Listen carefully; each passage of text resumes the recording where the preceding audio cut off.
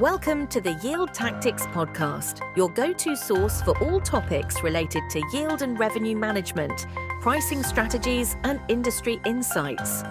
We're diving deep into the dynamic world of revenue management and pricing across various sectors, with a particular focus on travel, leisure, transportation industries, and beyond. From airlines optimizing seat inventory to hotels adjusting room rates based on demand, and even to theme parks maximizing ticket sales, yield management plays a crucial role in ensuring businesses extract the maximum value from their resources. Joining us are Yield Tactics senior consultants and partners, industry experts, thought leaders, and pioneers in the field of revenue management, who will share their expertise, experiences, and innovative strategies to help you stay ahead in this ever-evolving landscape. This podcast is brought to you by Yield Tactics and Airline Tactics, the foremost consulting firm specializing in revenue management and pricing, serving clients worldwide.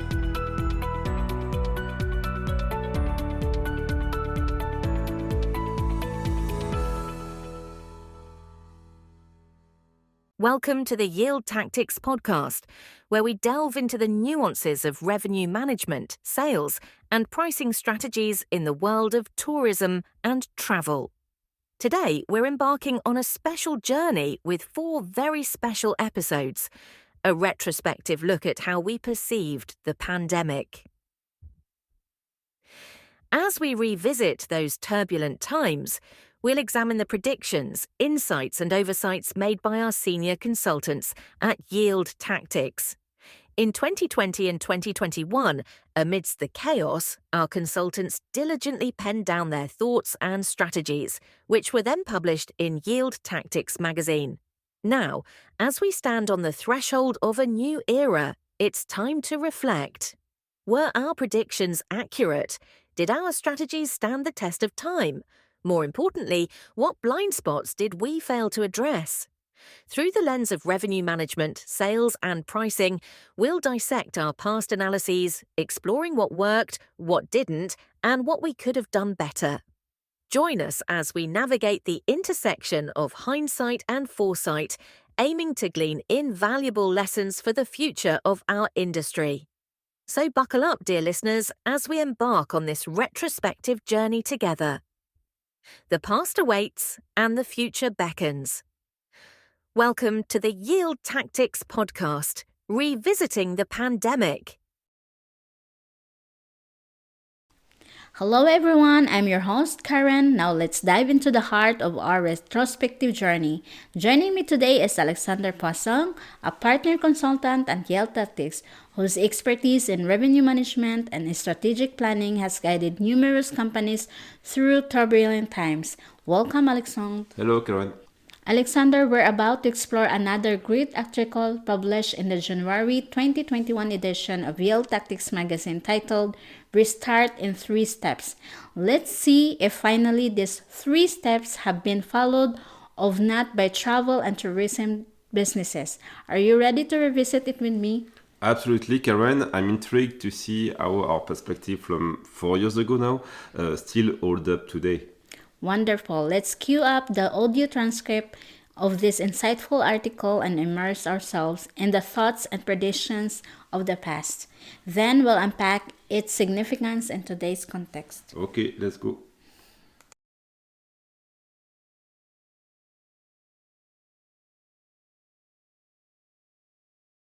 Restart in 3 steps. The intrinsic characteristics of the business models of transport companies based on yield management with capacity infrastructures that are difficult to adjust to demand and the impossibility of stockpiling products have had a double impact in 2020. The restart is difficult financially because it is necessary to accept to re-engage capacity at a loss until reaching load factor levels compatible with profits. More than ever, the sales, pricing, and revenue management teams will be on the front line to seize all the opportunities present in the market. To ensure their readiness, we have established a 3-step preparation approach. The first step is to carry out an inventory and benchmark against the competition and industry standards. The second step is to make sure that you are still well structured to face the challenges of 2021. The third step is an assessment of the agility of the organization to verify that the theoretical concepts of steps 1 and 2 are led by managers able to lead the required changes, and that the processes are scalable, meaning that they are able to be ramped up quickly if the recovery promises to be rapid. Step 1. Do you have a clear view of the situation? The year 2020 tested business organizations, downsized their workforce, and put internal processes under strain. Before restarting, a travel company needs to make inventory of the forces and skills present and ensure that they are in battle order to face a recovery that could be as complicated as it is rapid. Conducting an audit or independent diagnostic is particularly relevant to get the 360-degree view of an organization and identify its new strengths and weaknesses, while a scoring exercise considers broader approach than just COVID-19, working with data sets from long periods. Analyzing the functions of the customer experience and the data flows exchanged between the services will allow leaders to identify which processes provide the most added value, which consume the most resources, and which are redundant. Large quantitative data sets and recommendations will validate the reorganization, transformation, and digitization projects underway. It is interesting to measure the differences between the performance of the organization compared to competitors and industry standards beyond the current turbulence to define, in an environment where resources are still constrained, what the priorities are and how they relate to the strategic orientations of general management and the recovery scenarios envisaged. A well-conducted diagnosis will make it possible to easily understand the capacities of the organization thanks to mapping the interactions between departments, the level of documentation of the processes, the efficiency of the implementation of projects, and benchmarks with the closest competitors. Other angles of study will make it easy to understand the organization's capacity to restart and carry out transversal projects. Step 2. Are you still well structured? Step 2 consists of determining whether the findings and corrective measures from Step 1 will be sufficient to achieve the financial and strategic objectives defined by general management. It is no longer a question of measuring performance against standards to identify weaknesses that need to be corrected as quickly as possible, but of identifying what changes are necessary to align the organization with recovery scenarios and its strategic goals, which are surely more ambitious and innovative than those of the competition. During this stage, the focus is more on ensuring that the teams and processes are correctly sized, that the systems used always deliver the right level of value, that the decision-making chains are efficient, and that the skills always exist in sufficient numbers. For organizations embarking on large-scale digitization projects, particular attention should be paid to the governance of the monitoring of transversal projects to ensure that it is adapted to the challenges. How are business cases assessed and priorities established? Does senior management have a real-time view of the execution of strategic projects? The success of these projects is based on unprecedented transversal management capacities. Are sponsors aware of the stakes? Do they sufficiently support the project managers? Are the responsibilities diluted or clearly established?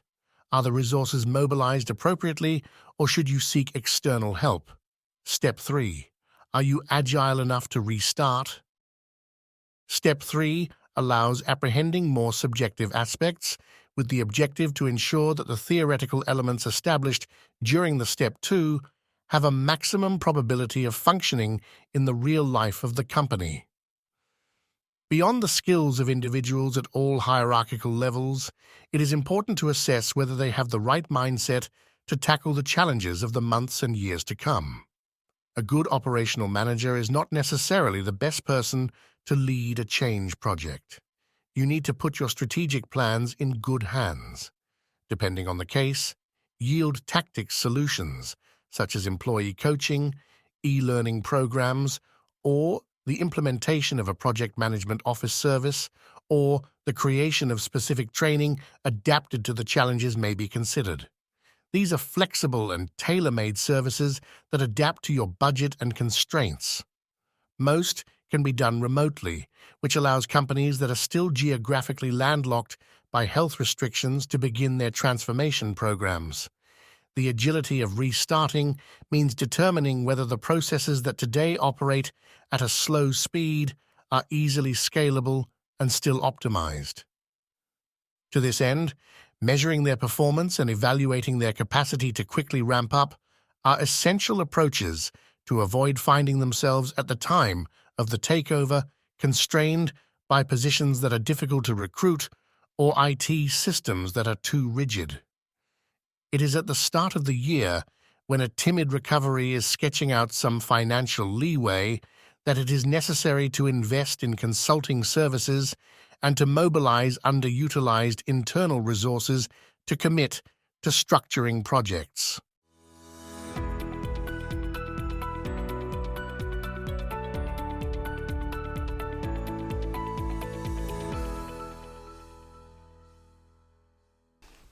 Alex, among the clients of yield tactics and the prospects who you've been discussing with over the past years, how many actually followed those steps? Well, most of them did what was suggested, well, at least the first two steps.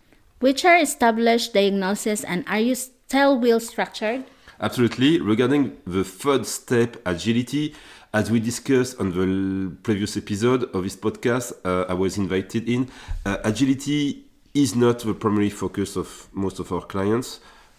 I'm not sure if this is typical of the industry or not, but the majority of our clients were hesitant to invest in consulting services until there were clear indication of demand recovery.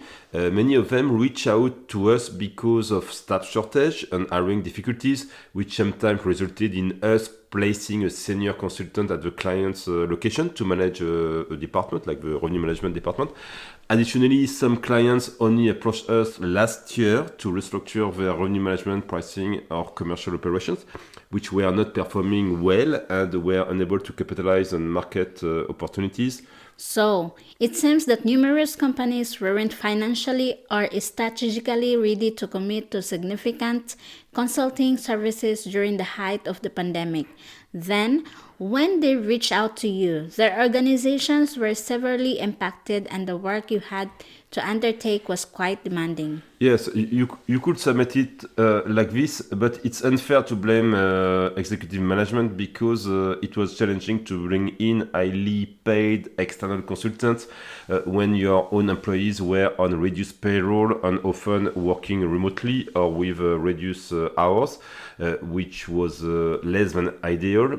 We also need to consider that some countries made it difficult for business travelers to enter, either due to their own restriction or those of happening in our customers' headquarters. However, you're correct that it led to situations where organizations really needed external assistance when we reached out to them in late 2022 or 2023. Not all of our clients were in this situation, thankfully.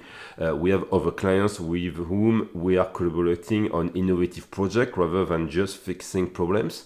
But certainly, we see a gap between businesses that are currently in good shape and making efforts for a better future, and others that are still struggling to overcome the turbulence of the five past years.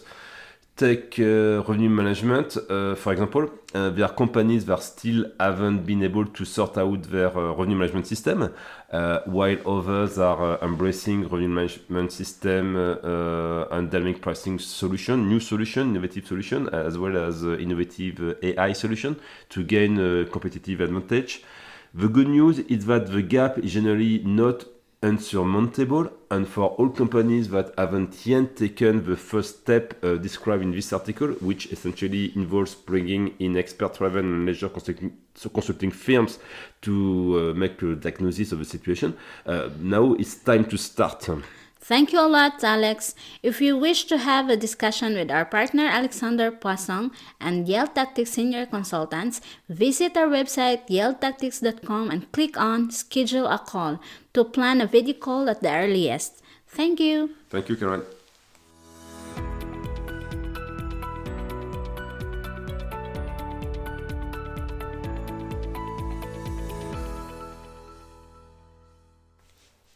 Alex, this idea of agility seems highly relevant, especially considering the challenges posed by the pandemic.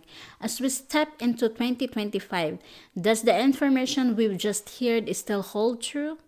Absolutely. That we've just heard in this article resonates with common sense. It's applicable not only during the pandemic, but also before, during, and after it. But is this still a primary focus for travel and tourism companies today? Have they truly absorbed the lessons from the pandemic in this regard? It really varies from one company to another, and even within a company, from one department to another, or even within a department, from one topic to another. Customer experience enabled by flexible technology is certainly something that companies are embracing and investing heavily in. However, for other aspects, the concept of agility may not always be at the forefront of leaders' mind. At Yield Tactics, we play a crucial role in advising decision-making processes and emphasizing the importance of agility. We highlight how turbulent the business landscape has been over the past 5 years and how turbulent it may remain for the next 5 years or more. Therefore, it's essential that structural decisions regarding technology and organization can withstand such significant change.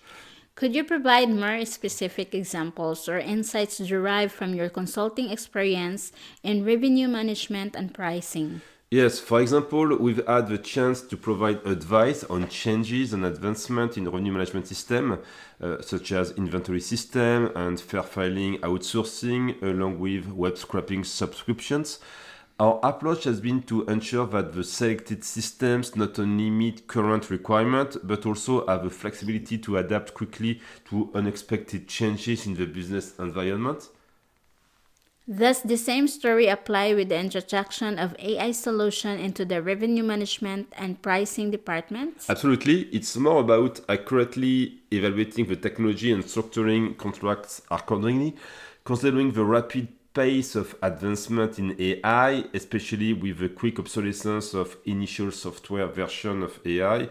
Organization needs to be able to swiftly implement AI solutions, leverage them rapidly, which require agile infrastructure and fast deployment, as well as ensuring a strong return on investment in the business case. We should also have the flexibility to easily transition to the next generation of AI. The life cycle of AI solution can be less than 3 years, which is shorter than the typical subscription duration of many contracts. From this perspective, many insights from this article still hold significant relevance today.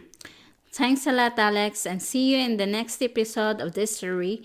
We will be revisiting another article of the Yield Tactics magazine written during the pandemic. Thank you, Karen. Thank you.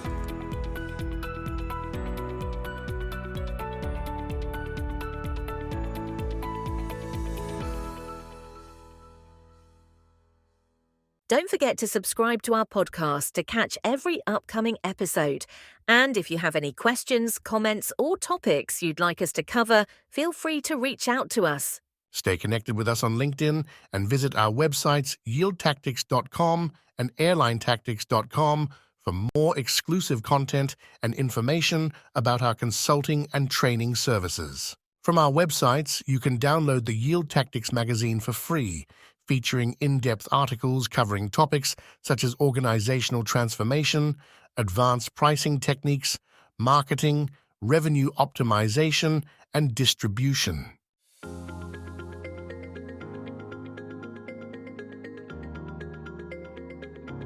The ideas and opinions expressed by our guests on this podcast are their own and do not necessarily reflect the views or endorsements of Yield Tactics. Also, when we mention specific companies or products, it's important to note that such references do not constitute an endorsement by Yield Tactics, nor do they imply any business relationship between us.